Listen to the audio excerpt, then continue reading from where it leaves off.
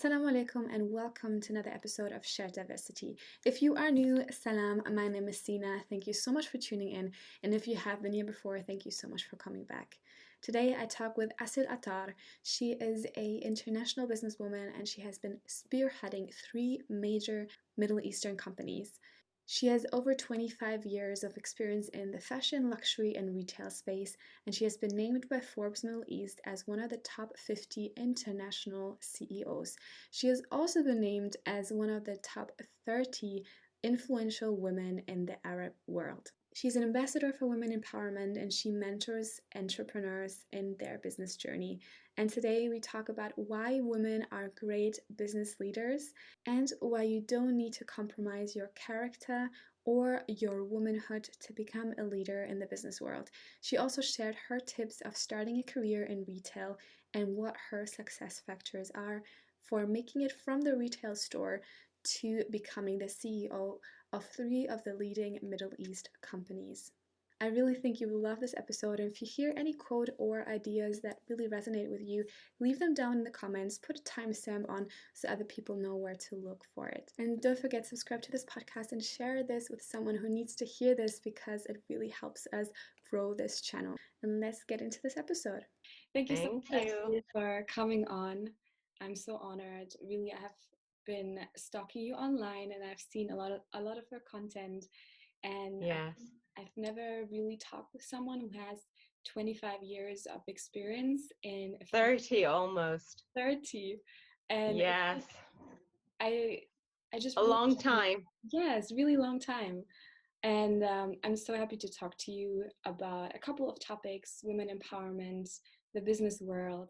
But first of all, for everyone, I will have introduced you already in the beginning, but could you sum up who you are in 30 seconds? Yes. So my name is Asil Attar, and I've been in the business of fashion and luxury retailing for around 30 years now. And part of my career was spent, half of it exactly was spent as a creative brand director into the merchandising side, and the latter half has been a CEO of luxury groups. And so I'm a hybrid, which is very unique because I'm both commercial and creative. And in summary, I have a passion to leave a legacy. And so I'm very, very supportive of, mentoring emerging talent, sharing knowledge, leaving legacy. That's beautiful. Thank That's you so me. much. So I Yes. wanted to ask about, because you talked yesterday about when we talked about this hybrid personality Yes. that you have, right? Yes. The creative side and the leadership and business and management side. So Mm. as a creative, did you feel when you grew up that you were more the creative person or were you more on the management side? Or did you have an understanding of this hybrid personality really early on? Yeah, I did. I mean, I grew up in a very artistic family. So my family background is really a combination of engineers and artists and architects. So my father was an engineer. My mother was the artistic and the sort of interior design. And so the hybrid of both of them actually as a childhood is what influenced me because my father sort of showed us, structure and discipline, and he thought in that way, Allah yarhama. And my mother was the very artistic, innovative, very creative.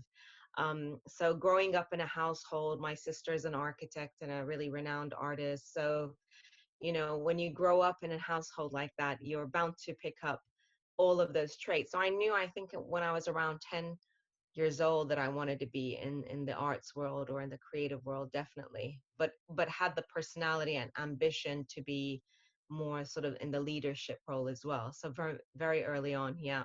That's very interesting. I had a similar experience, I think. So my father was really like on the business field, management, managing Yes. events around the world. He was traveling around the world, meeting with business leaders and like networking. He's amazing in networking. He knows how to talk to a specific person in the way they speak. So Yes. not really code switching, but really like talking to the person he's Mhm. talking to rather than Yes, with full attention. exactly. Yeah. And my mom was really the artistic person. She always, I think in Germany, we have different parts of school. So we have Mhm. a school where you go to when you want to be more in the artistic field, one where you go to when you want to pursue business, and then one Mhm. higher schools where you can learn a bunch of things, and you Yes. definitely basically are prepared for going into Mm-hmm. university, into business world. So I really wanted to do both, but my mom was like, don't you want to go into the creative school? I was like, no, Yes. I want to learn everything, because it just feels like I would miss something if I would only focus Mm-hmm. on one thing. So it sounds Yes. really close to my heart what you're saying. Yes. So you're saying very early on you wanted to do creative and pursue your artistic side. So Yeah. what made you excited about the business world then? Well, actually, I wanted to do creative, but I was also an entrepreneur. So I graduated high school when I was 15. I was highly ambitious, and a lot of my friends were always, much older than me. So at 15 years old, they were graduating already. And so I felt like, what's going on? I want to be with them, and I was sort of very, very mature for my age. And I realized that in the American system, you can sort of gain credits, and the more credits you earn, the quicker you can graduate. So basically, I took a decision at about 13, 14 that I was going to work all summer, do my IB, and overload myself for, 16 months straight and work really hard so I can graduate. And I just literally had no summer vacation, no break, and I just locked myself away and studied really hard because I really wanted to start university. So I joined university when I was 15 years old, and everybody around me was, of course, so much older.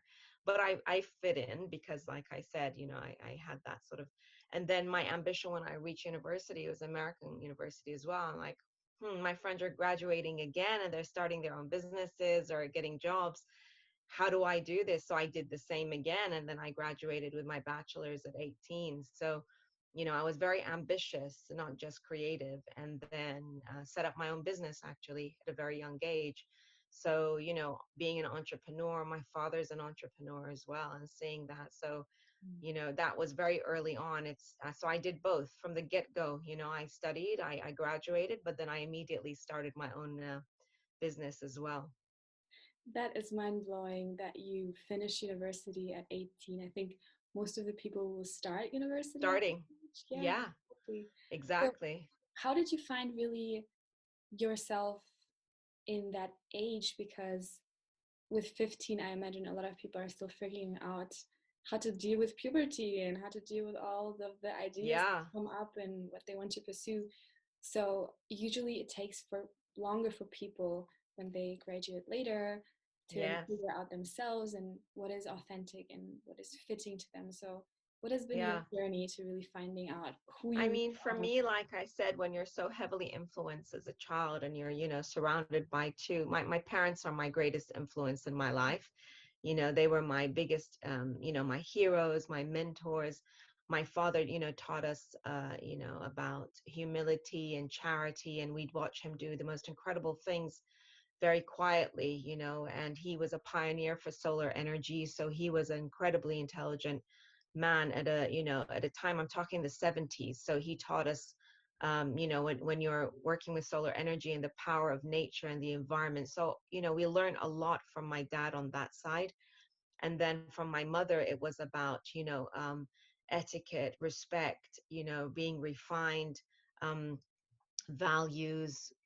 She was a very empowered woman. I mean, I mean, both of them left the Middle East when they were 15 and 16, and they went to the States. And so, I mean, I'm talking back in the 50s, they got on a bus, got on a plane. My father got a scholarship, ended up in University of Southern California. So, they very much were our heroes from all of my siblings. We learned so much from them, and grounded by the values that they had. So when you have that, you sort of, and we were traveling a lot because of my dad. And I guess, going different cultures, different places, experiencing bullying, fitting, not fitting, all of that really shapes you a lot younger, earlier. It's not, we didn't really, we weren't born and stayed in a specific country until we were sort of teenagers. We spent most of our childhood traveling. So you learn to kind of fend for yourself, and you learn to be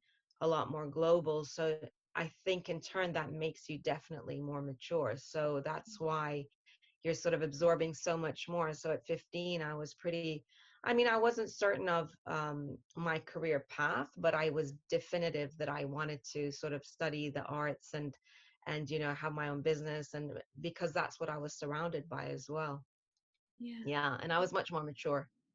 Yeah. Really, I really was. I mean, at 15, I behaved, spoke, and acted like a 20-something-year-old. Do you feel Yeah. you lost like the years of figuring out, No way. No way. Not at all. Not at all. where to start? Actually, while my peers of my age were really trying to figure it out, I was in university. I mean, I figured it out sort of. Yeah. So I don't feel like I missed out. On the contrary, I think I gained by now that I know what I want, so how do I go ahead and do it rather than wasting the time trying and I've been very decisive. One of my greatest leadership traits to this date is decision making. I'm incredibly decisive and don't procrastinate. So I will take major decisions very quickly. They're informed, but that's just because of the nature of the person that I am. So I yeah. really want to go into that because I think for a lot of people, and I myself have the same problem. I really have to fight procrastination, not in a form of I don't feel like doing something, but Yeah. sometimes I don't see the result straight away, and I know I have patience problems, and that's a big part of it. So I procrastinate on doing something because I feel maybe there's a better way to do it, or Hmm. this way is gonna take too long and people are already ahead of me in this field. So what are your most influential tools that you have in your pocket to really make decisions and not procrastinate? I mean, I think, of course, through maturity and experience, it makes your decision making quicker, of course, because you lend it to the fact that you might have done that over and over in different roles so that you have the experience, which is why you don't need to waste that time. You've done it, you know the outcome, so you go ahead and do it.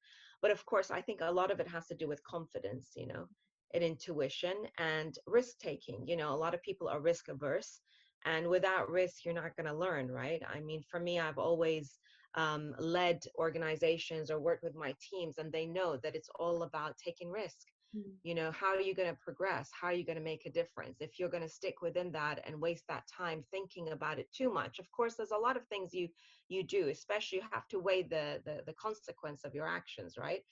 If it's not detrimental, then I always encourage it, because that's the way you learn, right? I mean, it might go great, it might go bad, but if it does, either way you're learning. So it Yeah. has that confidence, I think, has a lot to do with it, right? And self-belief, believing in your ability and your capability, and not spending too much time doubting your decision, because a lot of times if you're spending that time, then there's got to believe in yourself. Mm. There's a reason why you're thinking the way that you want. There's a reason why you want to take the decision that you have. So there's a level of confidence to have to make that in the first place. But it's that final step that you think, yeah, I'm going to do it. And if, that's the point where I'm saying you just need to do it, because what's going to happen? Like I said, it's either going to be wonderful or either going to be a learning for you, as opposed to, oh my gosh, this might, you know, um, I might fail, or you put these negative connotations build around it, and then you're psyching yourself up, as opposed to thinking, I'm going to learn, actually. Even if it doesn't work out, it's a learning, so you move on. Life's too short. Yes, yeah, that's very true. Yeah. I had this thought this week where in the past few weeks and months, people are talking a lot about privilege. And I feel Hmm. apart from the obvious privilege that comes with systemic institutions, Yes. social status, Mm. gender, race, Yes. nationality, one privilege that I feel has a big part to do with your upbringing and Hmm. the fact that you have access to belief. Yes. So I believe belief is a big privilege, because whether that is believe in yourself or believe Yes. in that anything is possible if you put your mind to Mhm. it, that's a big part of my journey where I felt this factor belief made a big difference in my life, because even if there are some downturns or what people call failures, if you have belief, you can always come up and out again. You can find different Yes. ways. You can be persistent in what you're pursuing. So that belief privilege has a huge role to play. And as you say, confidence and belief was a big part of you becoming a. Yes, I mean, for me, belief is Imaan, right? I mean, for me, I have a tremendous amount of faith. Faith is what guides my every decision. So for me, my checklist is it is linked to my faith, which links to my values. So that's why I have that confidence, you know, because I know it's very simple for me. My methodology, if it's halal, if it's right, it's right. And if it's wrong, it's wrong. And you know, there's no human being on the planet has not got that coding in them. Now it's your choice whether you do something right or wrong, but you have the coding and you're, you know, intelligent enough to recognize. So it's that belief system in me, you know, that makes me always, you know, make sure that I'm on the right path. And every decision I make is literally linked to that. You know, is it the right thing? No matter how big or small, I've never compromised. I've walked out of huge senior roles, I mean, huge roles, because my values just did not align with the organization because I have a very, very firm foundation, you know. So for me, belief is not just believe in myself, but it's the faith that guides every decision. And I think when you put your hands in that sort of, you know, a powerful belief system, then that gives you that support, right? That greater support, which in turn gives you that confidence because Mhm. you know somebody has your back, Yeah. and you know within yourself you can go to sleep at night knowing that as long as you know it's intent, right? I mean, you know, in Islam we talk about intent.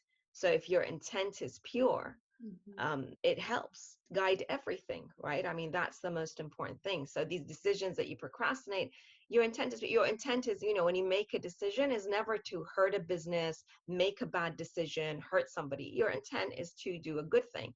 Now, whether it's the right thing or that's by default will come out naturally, you know. But I think, you know, when we talk about belief, it's an sort of all-encompassing system. Yeah, it Yeah. touches all parts of your work Yes. life. So I want to talk a little bit about your journey. So you were the first female CEO of three leading Middle East groups. Yes. So Yes. what has been Alhamdulillah. Yeah. can you tell us about your journey and what has changed from the beginning to really progressing in the height of your career in the fashion retail space? Yeah, I mean, for me, you know, it's hard work. I'm always saying, you know, people look at the outside and they think, you know, mashallah, you've achieved this and you're a winner of that and you have this award. And I'm always reminding people, you know, I worked incredibly hard. You know, these were not handed to me on a silver plate. You know, I've been working 16-hour days, 17-hour days for 30 years, no weekends. I work exceptionally hard. I've, you know, I've only had maybe 2 holidays in my 30-year career. I'm talking Wow. about, yes, yes. So, you know, I have put a lot of effort. Yeah, I don't have, you know, when I look at people and say, well, where are you going on your summer vacation? I haven't had that for 30 years. I don't, you know, I mean, it's I've worked and put a lot of effort, and therefore my journey has been mixed. You know, it's been with challenges, it's been with amazing highs, incredible opportunities, but also lots of different obstacles, you know, moments where I've not had the greatest of bosses and I've been made feel very, very, you know, broken. You know, you endure, especially as a female, you know, in a world that is very competitive, Mm. and that very few senior executives are women. So there's a lot of you know, challenges that come with that, you know, and so from the insecurities of the people around you. So you face a lot of challenges, but then every single time you have to get up and continue, and you know, you have that end goal, and that end goal you can't let others hinder your progress, you Mm. know. And if you have that ambition and drive, then you're going to achieve. But it doesn't come easy. It comes with really a lot of hard work, a lot of, you know, discipline, uh, just, you know, a lot of effort. So that's how you win the roles, you know, that you get, is because you win them based on merit and experience and knowledge. And clearly when I landed the CEO roles, you know, in these three companies, um, I was in a room with another 15, 20 male CEOs going for the job. I got it because I was the one that had the most knowledge or most suitable fit. And they were lucky that I was female, because then I come armed with, a whole bunch of other skills. But yeah, I mean, you gain those roles because of work, hard work. Mm. Yeah. That's what I actually wanted to ask you. So, why, in your opinion, do you think women are great business leaders? Yeah, I think we are built with empathy, which is, a remarkable tool.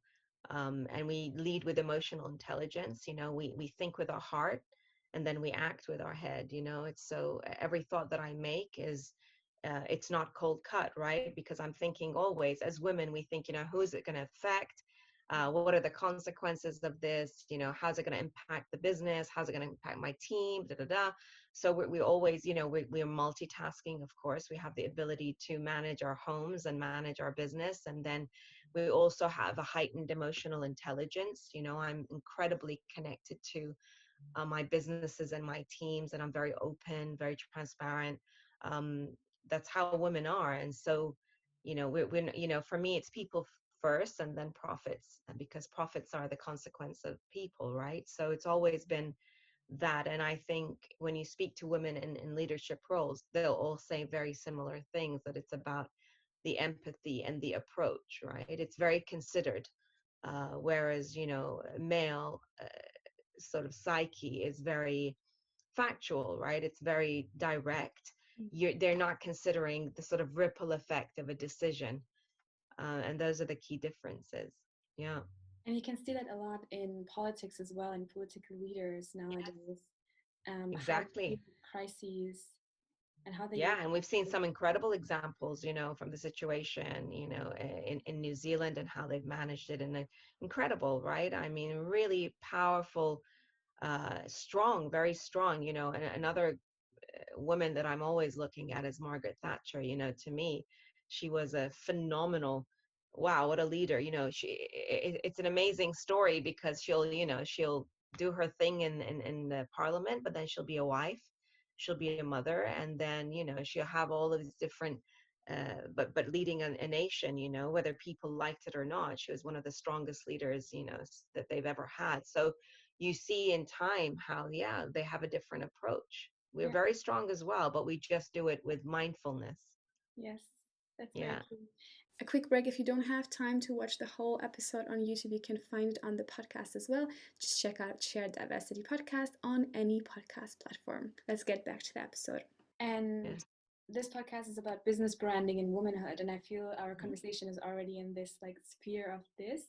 Yes. And the mixture of it, because I feel there's so much strength in womanhood, not in a way of Yes. saying you have to be strong as a woman, but there's this inherent strength and also leadership when it comes to women exploring their full selves and not saying I'm only this, I'm only suited for this role. I think women are Mhm. so multifaceted that we don't need to choose and pick, but we can really try and figure out how can we use our skills from being a wife, being a daughter as well, Mhm. to being a businesswoman and business leader and being Yeah. a mentor. And for a lot of time when I was studying, there was this whole wave of new feminism and figuring out, you know, keeping parts of your womanhood away because it looks like it makes you weak, or it looks like, this false sense of freedom. Yeah. You're only free when you are like the men. But there's so much strength in, like you say, exploring your womanhood and exploring that in the business and leadership Yeah. I mean, I'm definitely not a feminist. I despise that word, as a matter of fact. One of my greatest assets is being female. So when I walk into a boardroom, people know my trait, and I expect men to get up. That's it. I'm in the room, and I expect, out of courtesy, you will get up, and you will open a door for me, and you'll open the car door, and I expect to be treated absolutely. I've never worn a pantsuit. I've never worn a shirt and a jacket and a pair of pants. I've always been incredibly feminine in the way I dress. I love my jewelry and my pretty dresses and my high heels and my whatever it is. And I refuse to conform to this, and I don't understand when I see these, achieved successful women sitting around or walking around with their, gray pants and their white shirt and trying to be masculine, whereas I'm completely the opposite. I want to be treated like a lady and respected like one. And at the same time, I have a voice and an opinion. And it's, so this concept of, for me, it's never been about men versus women. I absolutely don't agree with that.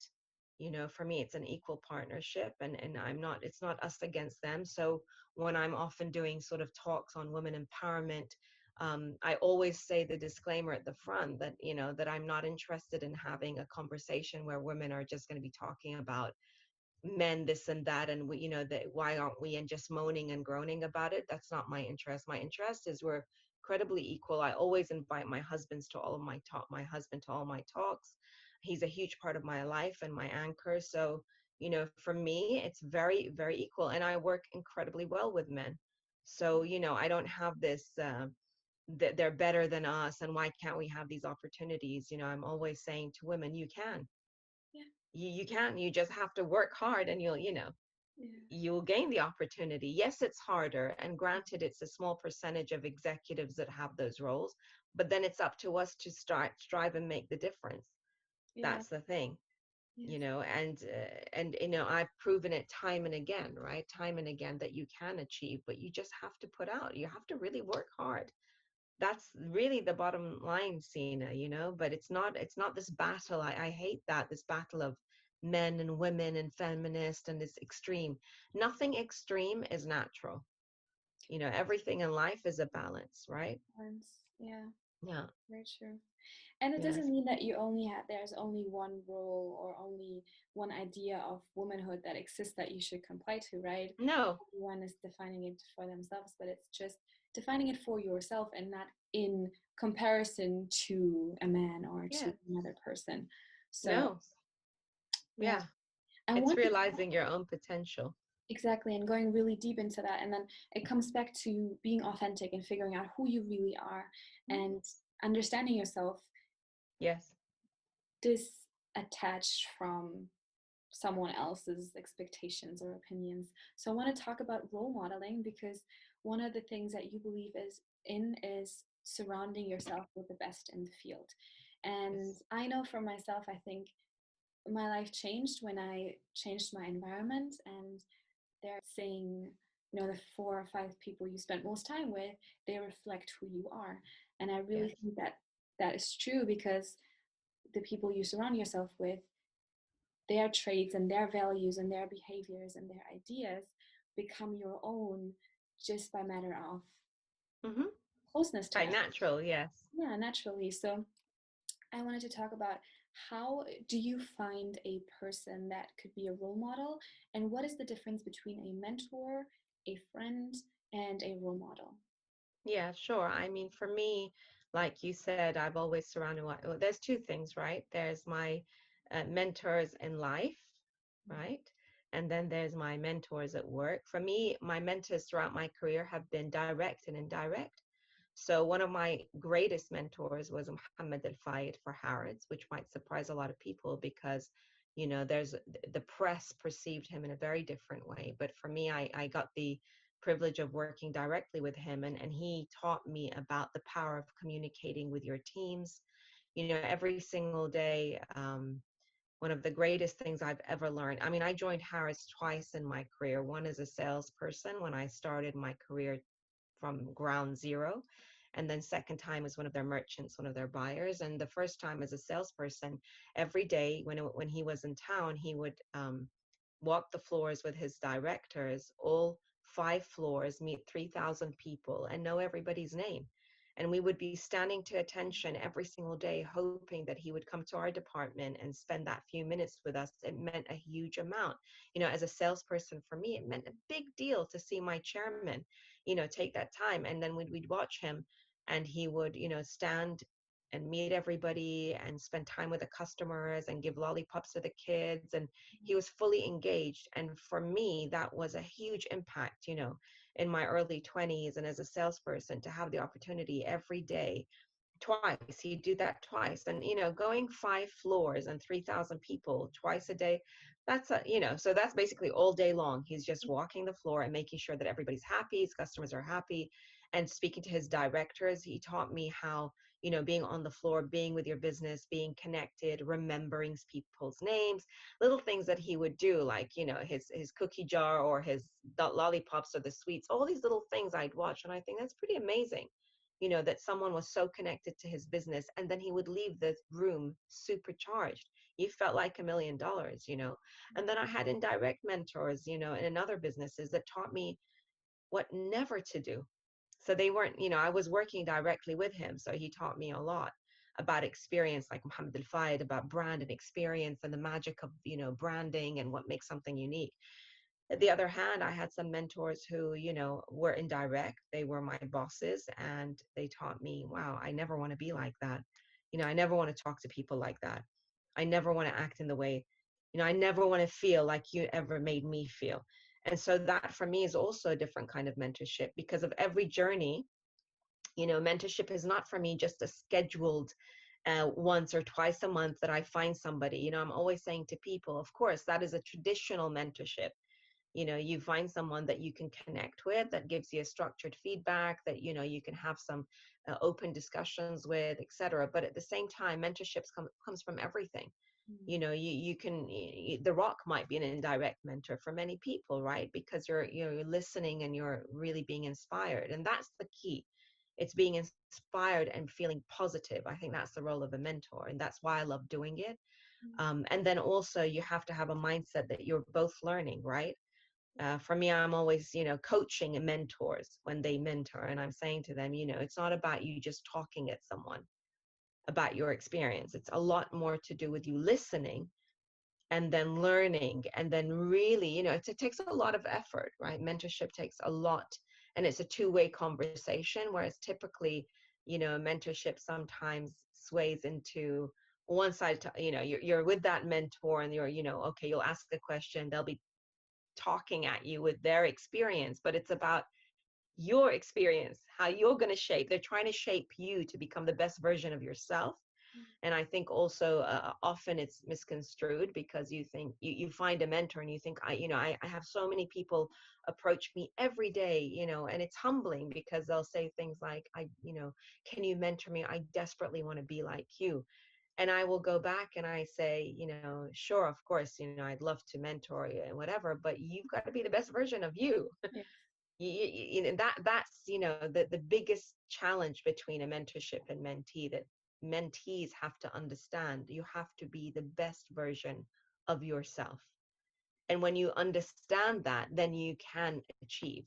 But if you're desperately trying to be that other person, the reason I am today is because of the life's journey and the circumstances that have allowed me. And you have to find your own path and your own journey, and then that will lead you to be the best. Maybe not the CEO, maybe it's, but the best of what your potential is. Yeah. So that's sort of in a nutshell what mentorship. And I mean, friendship is confidence, right? You're my confidant. You're the one that supports me and doesn't judge me, and you're there no matter what, through thick and thin, like they say. Yeah.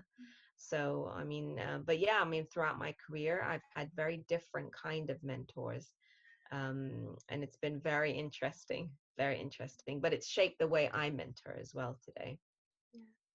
That's very interesting that you say there are direct and indirect mentors, and I feel that's so important. So I'm currently writing a book on personal branding and figuring out your talents and how to put that into a package to bring to the world and really become the version that you want to be. And Mm-hmm. one part is role modeling, and the fact that you cannot be what you cannot see. And Mm-hmm. there's role models and mentors everywhere. You just have to look. You can Yeah. also be mentored by science and by, Mm-hmm. how nature works. You can Yeah. be mentored by historical figures that don't exist anymore. Yeah. You Yeah. Of can be course. mentored by fictional characters as well. So you just have to be open and keep your ears and eyes open. And also, there are things that you learn from context, right? I can Mm-hmm. observe you going about your way without you telling me what you're doing. And that is Yes. already modeling for me how I want to be, or in other cases, how I don't want to be. Mm-hmm. And that is such an important part where people have to be more active in pursuing mentors on their own and listening and doing the work, like you say, other Yeah. than just leaning back and saying, I just want to hear what you have to say, and then I'm going to Hmm. figure out if I want to apply it or not. That's not how it works, right? No, it's not. And a lot of people think that is how it works. Yeah. So there's a commitment for both, and there's a lot of effort goes into mentorship, huge amounts. So, I think they maybe misinterpret mentorship for coaching as well. Coaching is very different. That's a whole other take, but at the end of the day, when you're looking at mentorship, it's really people that are inspirational to you. So they don't have to be a specific physical, meet, encounter, structure. I don't believe that. I think you can do it through indirect mentorship as well. Yeah. I want Yeah. to finish up with two things. One is any career tips that you have for young women who are starting in the fashion retail space, especially in the current situation. What do you want to give them on their way? Yeah, I mean, for me, I would say that basically make sure that you're going to be working really hard and learning. A lot of the first part of your career is listening and learning because you don't know. My husband's always saying, you don't know what you don't know. Mm. And as ambitious as you are, you don't know half of the things. So, and that's really, and you continue through entire career, no matter what phase you're in, you have to understand that it's a constant learning, that you will never get to the point where you can sit back and say, I know it all. Because if that day happens, that's the day where it's downhill after that, because you have to be open to constant learning and you have to be open to critiquing as well. Because, you have to listen. In the first part of your career, criticism is always harsh because you take it personally. And as you mature, you recognize that actually, good or bad, it is constructive. And so, therefore, really listening to that constructive feedback, really taking it in, Mm. is a huge part of it. And also to recognize that you are the one person that stands in your way. We spend a lot of our time thinking, well, I didn't get this because of that, and he didn't allow me, and I've always been in this position because I've never had this.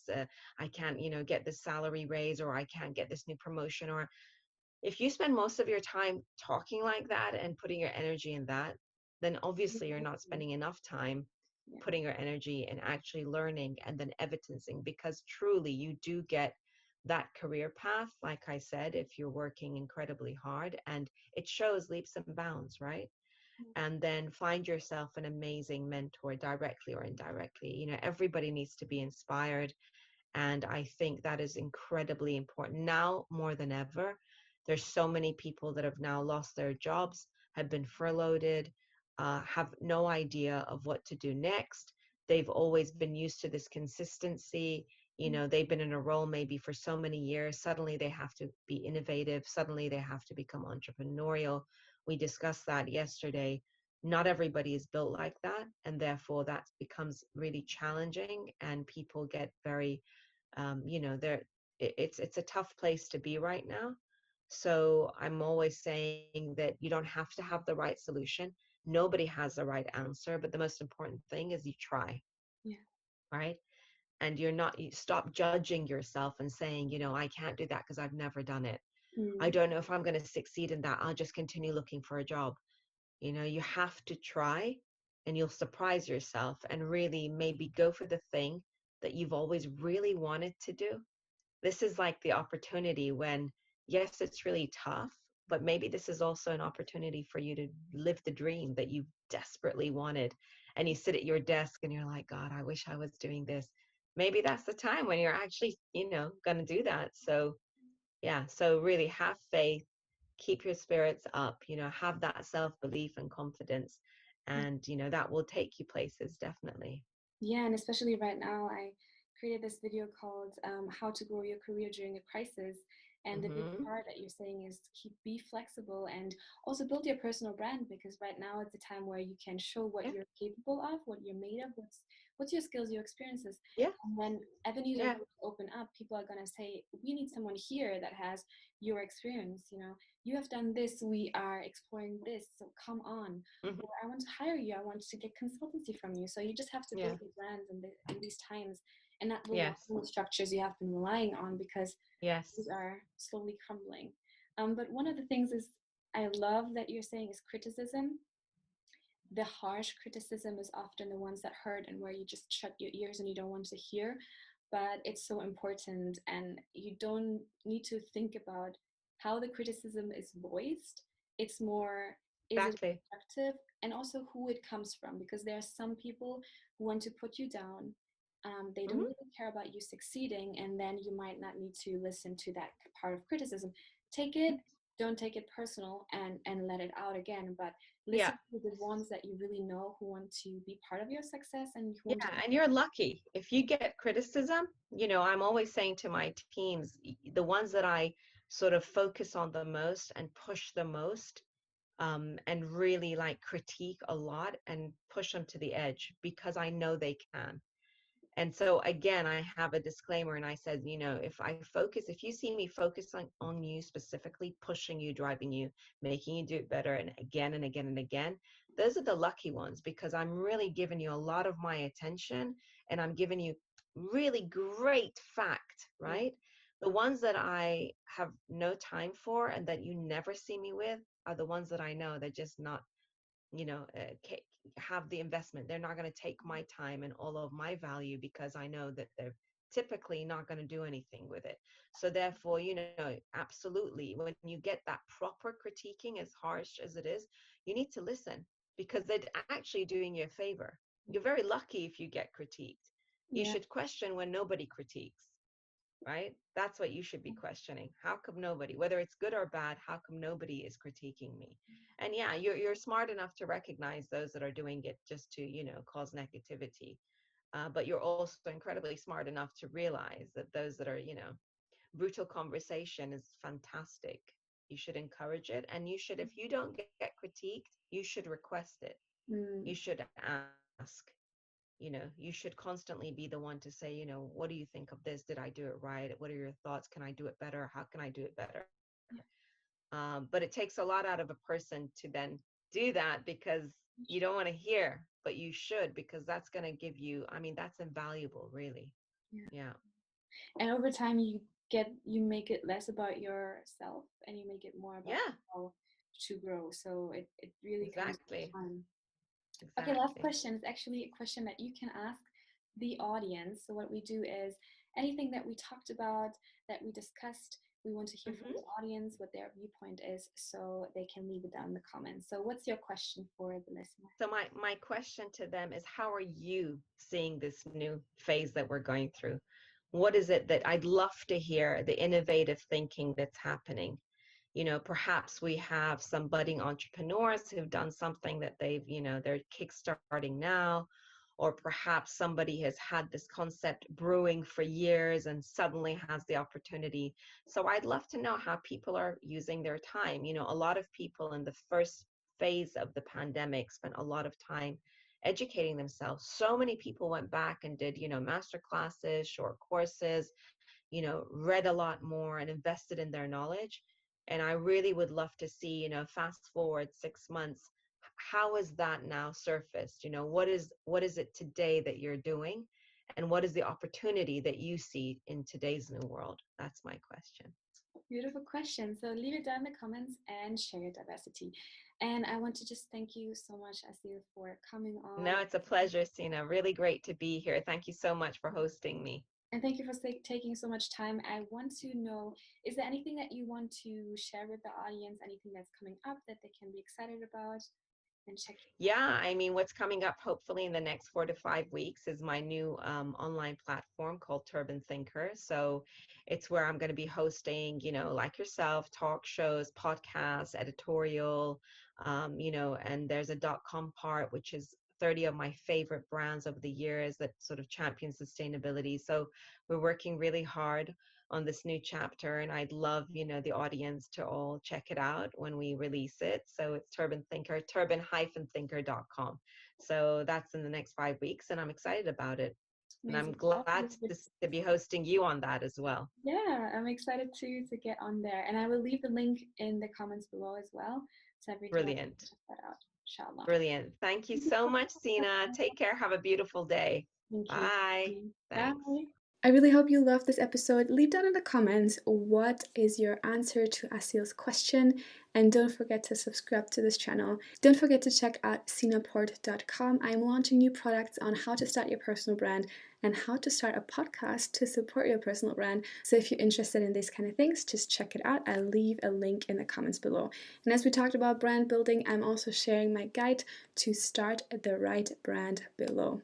Don't forget to like and subscribe and share this video with someone who needs to hear it. And I would love to see you next time, inshallah. Until then, assalamu alaikum.